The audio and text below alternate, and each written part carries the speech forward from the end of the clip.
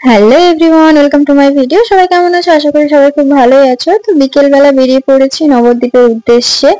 আর এই যে একই নদীতে দুটো কালারের জল, মানে দুটো নদী এক জায়গাতে। যাই হোক, তারপর পৌঁছে গেলাম আমরা নবদ্বীপে। তো ওখানে গিয়েও আমরা টোটো ভাড়া করেছিলাম প্রত্যেকটা মন্দির ঘুরিয়ে দেখানোর জন্য। তো একটা দাদা আমাদেরকে নিয়ে গেছিল, সব মন্দিরগুলো ঘুরিয়ে দেখাচ্ছিল। প্রথমেই এই মন্দিরটা এসেছিলাম, এটা এখানে কত হনুমান। আর এই মন্দিরটার নাম শ্রীকৃষ্ণ চৈতন্য মিশন। তো এখানে গৌর নিতাই রয়েছে, রাধাকৃষ্ণ রয়েছে, গোপাল ঠাকুরও রয়েছে। তারপরে গেলাম গুপ্ত বৃন্দাবন দেখতে, ওই মন্দিরের নিচেই রয়েছিল ওটা। তো এখানে তখনকার কিছু কিছু মুহূর্ত তুলে ধরা রয়েছে, এরকম ভাবে কাঁচের ভেতরে সব সাজানো রয়েছে।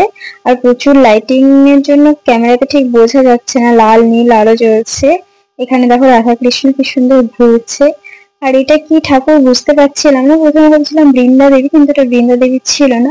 এটা বেশ সুন্দর লাগছিল। তো যাই হোক, তারপরে ঘুরে বেরিয়ে এলাম। তারপরে গেলাম আরেকটা মন্দিরে, নরহরি ধাম। এখানে আবার টিকিট কেটে ঢুকতে হয়, কারণ এখানটা পুরোপুরি সাজানো গোছানো রয়েছে। এই যে প্রথমেই গুহা রয়েছে, সবাই হাত দিয়ে দিয়ে দেখছে ওটা অরিজিনাল কিনা। এখানে অরিজিনাল গুহা কোথায় থাকবে, সবই সাজানো।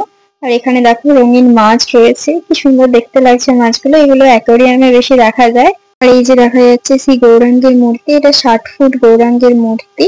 ভেতরের দিকে গিয়ে দেখছি কি সুন্দর পার্কের মতো করে পুরোটা সাজানো গোছানো রয়েছে। আর শ্রীকৃষ্ণ আর গৌরাঙ্গের সব লীলা খেলা কিছু কিছু মুহূর্ত এখানে তুলে ধরা রয়েছে। অনেকটা জায়গা জুড়েই পুরো পার্কটা রয়েছে। তারপর এক সাইড থেকে আরেক দিকে গেলাম, ওদিকটায় গিয়ে দেখছি শ্রীকৃষ্ণের ছোটবেলায় খাবার খাচ্ছে, সেরকম একটা দৃশ্য তুলে ধরা হয়েছে এখানে। বেশ সুন্দর লাগছিল দেখতে। পার্ক জুড়ে এরকম ছোট ছোট করে সব মূর্তি করা রয়েছে। আর এই যে দেখো শ্রীকৃষ্ণ যে গোবর্ধন পর্বত কনিষ্ঠ আঙুল দিয়ে তুলে রেখেছিল, সেই দৃশ্যটাও এখানে দেখানো হয়েছে। ক্যামেরাটা ঠিক দূর থেকে বোঝা যাচ্ছিল না, তাই জুম করে দেখছিলাম। তারপর ওই সাইড দিয়ে গিয়ে দেখলাম একটা মন্দিরের মতো রয়েছে, ওখানে সব রকম যুগের সব বর্ণনা দেওয়া রয়েছে। কিছু কিছু সময়ে কিছু কিছু মুহূর্তে বর্ণনা দিয়ে মূর্তিগুলো তুলে ধরা হয়েছে। আর এই দেখো এখানে অষ্টসখী নিয়ে রাধাকৃষ্ণ দাঁড়িয়ে রয়েছে, এখানে গোপাল, লাড্ডু গোপাল দোলনায় দুলছে। আর এখানে নরসিংহ অবতার, সেটাও দেখানো হয়েছে। আর এখানে শ্রী অদ্বৈত, নিত্যানন্দ, শ্রীবাস গদাধর, আর মাঝে রয়েছে গৌরাঙ্গ সুন্দর। আর এই দেখো তারপরে বাইরে বেরিয়ে এলাম, এসে এখানে দেখছি 7 ফুট গৌরাঙ্গের মূর্তি, অনেকটা উঁচু, মুখ উপর দিকে তুলে দেখতে হচ্ছে। যাই হোক, ওটা দেখে তারপরে আবারও বাইরের দিকে বেরিয়ে আসার সময় দেখছি এখানে কালীয় দমনের কিছুটা অংশ দেখানো হয়েছে। তারপর ওরই পাশে রয়েছে বাসুদেব যখন শ্রীকৃষ্ণকে মাথায় করে নিয়ে যাচ্ছিল রাত্রিবেলা, যে ঘটনাটা ছিল ওই কাহিনীটা দেখানো হয়েছে।